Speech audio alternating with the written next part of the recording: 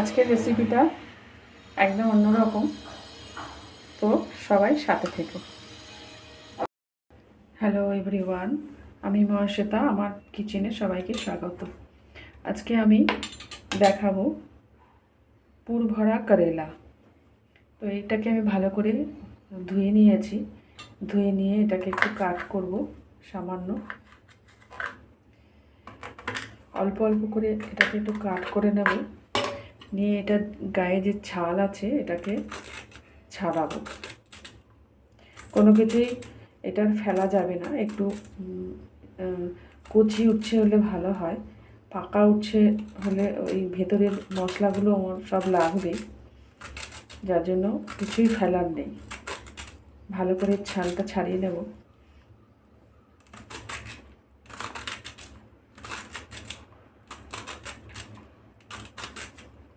কাটা কাটা যে দাগটা আছে সেই পর্যন্ত এটাকে ছাড়িয়ে নেব, খুব বেশি ছাড়ানোর দরকার নেই। এই যে এটাকে ছাড়িয়ে নিলাম। এবার এইটা আমার কাজে লাগবে, এগুলো ফেলবো না। এবার এটার ভেতর থেকে একটুখানি চিড়ে নিচ্ছি। এই একটুখানি চিরব, এই মাথায় রেখে দেবো, এই মাথাও রেখে দেবো। এবার এর ভেতরে যে বীজটা আছে, ওই জন্যই বলছিলাম যে এখানে বীজটা যেন কচি হয়। বেশি পাকা হলে এটাকে ইউজ করা যাবে না, কারণ এগুলো আমরা কিছুই ফেলবো না।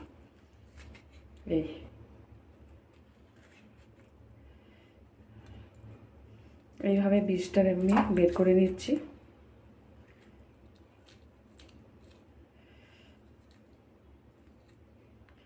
এই যে এরকম ফাঁকা থাকবে। এটাকেও আর একবার দেখিয়ে দিচ্ছি আমি। পেটের মাঝখানটা কাটবে, দুপাশটা যেন জোড়া থাকে। এই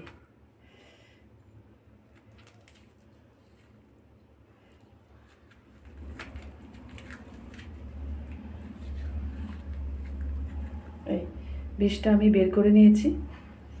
এবার এইগুলো সব ফেলবো না, এগুলো সব কাজে লাগবে, এগুলো দিয়েই মশলা তৈরি হবে।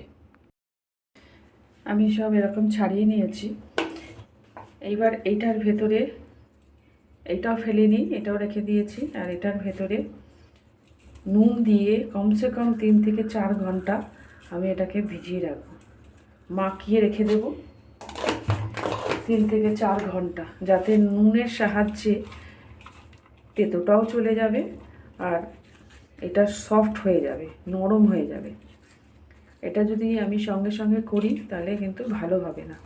ওই জন্যে ভালো করে এটাকে নুন মাখিয়ে ভেতরে ওপরে খুব ভালো করে এটাকে নুন মাখিয়ে এইভাবে আমি 4 ঘন্টা মতন রেখে দেব। তারপরে এটার থেকে জল বেরিয়ে যাবে, সেই জলটাকে চিপিয়ে ফেলে তারপরে আমি আবার দেখাবো। 4 ঘন্টা পরে আমি আবার ফিরে আসবো। এই উচ্ছেগুলো আমার 4 ঘন্টা নুন দিয়ে ভিজিয়ে রেখেছিলাম, সেই উচ্ছেগুলো 4 ঘন্টা হয়ে গেছে। এবার এই উচ্ছেগুলো অনেকটা নরম হয়ে গেছে আর একটু সফট হয়ে গেছে, যখন জল বেরোচ্ছে। তো এইগুলোকে আমি খুব ভালো করে এই জলের ভিতরে খুব ভালো করে রোদে এগুলোকে আমি ধুয়ে নেবো। এটাও ধুয়ে নেবো, এগুলোও ধুয়ে নিতে হবে। জলের মধ্যে এগুলো ফেলে এগুলো রোদে ভালো করে ধুতে হবে, যাতে একদম নুনটা যাতে বেরিয়ে যায়, নাহলে প্রচণ্ড নুন হয়ে যাবে। এরকম টিপি ভালো করে ধুয়ে এইভাবে জল দিয়ে তারপরে এই ঝুড়িটার মধ্যে আমি এইভাবে রেখে দেবো। এটাকে আমাকে ভালো করে আরও ধুতে হবে। খুব ভালো করে আমি ধুয়ে নিয়েছি। এই যে এটা খুব ভালো করে ধুয়ে নিয়েছি। এটাকে এখন আমি অন্তত 4-5 ঘন্টা এইভাবে রেখে দেবো, যাতে জলটা একদম শুকিয়ে যায়। 3 ঘন্টা তো রাখতেই হবে। এটাকে আমি যত এরকমভাবে করব তত এরকম জল বেরোবে, যত করবে তত জল বেরোবে। তো এবার এটাকে টিপি জলটাকে আমরা ফেলবো, এইভাবে টিপি জলটা ফেলবো। যতক্ষণ দেখবো জলটা এখন কম পড়ছে, বেশি আর পড়ছে না, কারণ যেহেতু নুন দিয়েছি ভীষণ সফট হয়ে গেছে, আর এর ভেতরে যেহেতু ভালো করে ধুয়েছি তো জল আছে। পারলে একটু রোদে দিতে পারলে আর একটু ভালো হয়, রোদ যদি থাকে তাহলে খুব ভালো এটার টেস্ট আসবে। এটাকেও ধুয়ে আমি রেখে দিয়েছি, পেঁয়াজ কুচি লঙ্কা কুচি দিয়েছি। তো একসঙ্গে এইটার একটা সবজি টাইপের একটা ভাজা ভাজা টাইপের বানাবো এর ভেতরে পুর দেওয়ার জন্য। তো এটাকে আমি এখন এইভাবে রেখে দেবো বেশ কিছুক্ষণ, যাতে এটার জলটা ঝরে যায়। কড়াইয়ে আমি সামান্য তেল দিয়ে দিয়েছি। ওই উচ্ছের এইটা বানাবো আমি, তো এটা আমি দিয়ে দিয়েছি কড়াইয়ে। সামান্য এর মধ্যে আমি একটু কালো জিরে দেবো, খুব বেশি না, একটু টেস্টের জন্য একটু কালো জিরে দিলাম। দিয়ে পেঁয়াজ আর লঙ্কা কুচিটা আমি এর মধ্যে দিয়ে দিচ্ছি, সব একসঙ্গেই দিয়ে দেবো। দিয়ে এই উচ্ছের যে নুনটা আপনারা একদমই দেবেন না টেস্ট না করে, এর মধ্যে নুন না দিলেও চলবে, যেহেতু নুন দিয়ে আমরা ওটাকে ভিজিয়ে রেখেছিলাম, তো নুনটা একদমই দরকারই নেই দেওয়া। এটাকে এবার এর মধ্যে আমি দেবো একটু হলুদ, একটু ধনের গুঁড়ো, একটু জিরের গুঁড়ো, একটু কাশ্মীরি লঙ্কার গুঁড়ো, আর নুন আমি দেবো না। আর এর মধ্যে একটু দেবো চিনিটা দেবো একটু পরে।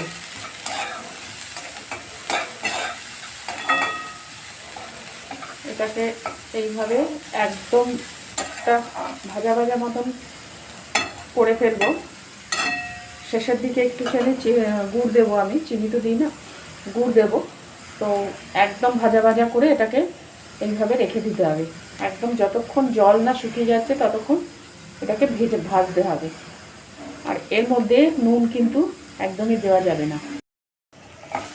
এটা ভাজাটা হয়ে গেছে, এবার এর মধ্যে আমি একটুখানি গুড় দেবো আর একটু গরম মশলা দেবো, দিয়ে নাড়িয়ে নামিয়ে দেবো। একটু গুড় দিলাম আর একটু গরম মশলা, ব্যাস।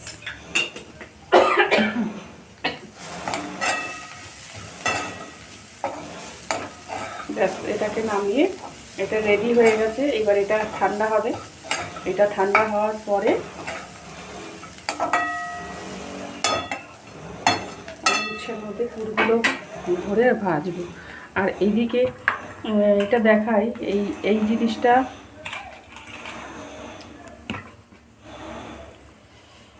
এইটা ভাজার আগে যতবার এই এরকম করলে জল বেরোতে থাকবে, যতবার আমি করব ততবার এরকম জল বেরোতে থাকবে। যত জল আমি বের করে দিতে পারবো তত ভাজার সময় সুবিধা, না হলে তেলের মধ্যে দিলে খুব ফুটবে। এই যে জল বেরোচ্ছে, তো আমি লাস্ট একবার করে দিলাম। এবার ভাজাটা ঠান্ডা হলে এর ভেতরে পুর ভরে তারপরে ভাজবো। তো এটা আমার ঠান্ডা হতে দিয়ে একটু সময় লাগবে। এই সবজিটা আমার হয়ে গেছে। এবার আমি এটার মধ্যে পুরগুলো ভরবো। আমি হাত দিয়েই ভরবো, আমার হাত দিয়ে ভরতে সুবিধা।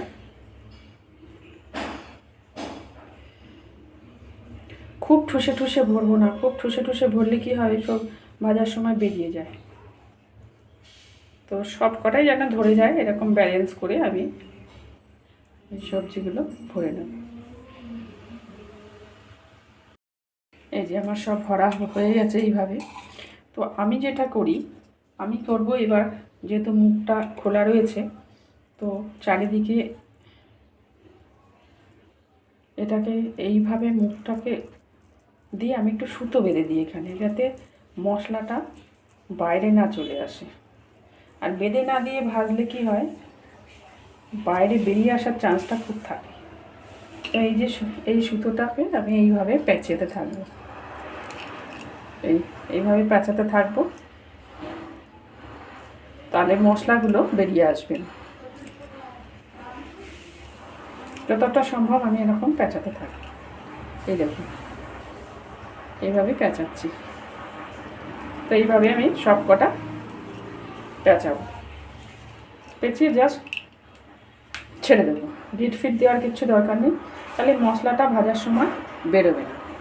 এইভাবে সব কটাকে আমি দিয়ে তারপরে ভাজবো। এই যে আমার সব কটা উচ্ছে বাঁধা হয়ে গেছে, এইভাবে বেঁধেছি, দেখুন মুখ বন্ধ হয়ে গেছে। তো মশলাগুলো ভাজার সময় বেরোবে না। এই তো সব কটা হয়ে গেছে আমার এরকম। এবার এটাকে আমি তেলে ভাজব।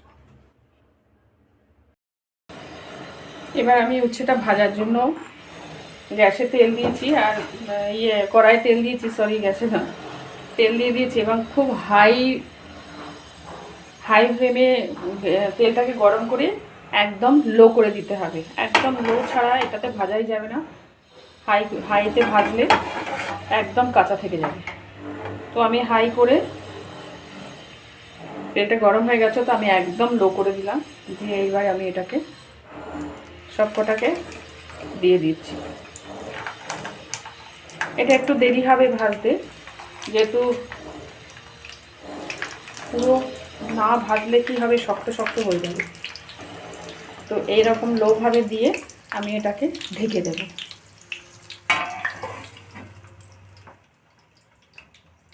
কিছুক্ষণ এরকম থাকবে, 5 মিনিট পরে আমি একটুখানি দেখবো, ওলট পালট করে উল্টে দেব। আমি উল্টে দিয়েছি, উল্টে দেওয়ার পরে এরকম হয়েছে, আবার আমি ঢেকে দেবো। ঢেকে দেওয়ার পরে এটাকে আবার উল্টাবো। একদম সফট নরম যতক্ষণ ভাজা না হবে, এরকম স্লোভাবে ভাজতে থাকবে। এটাকে আমি আবার ঢেকে দিলাম। ঢেকে ঢেকেই রান্নাটা করতে হবে। এই যে আমার উচ্ছে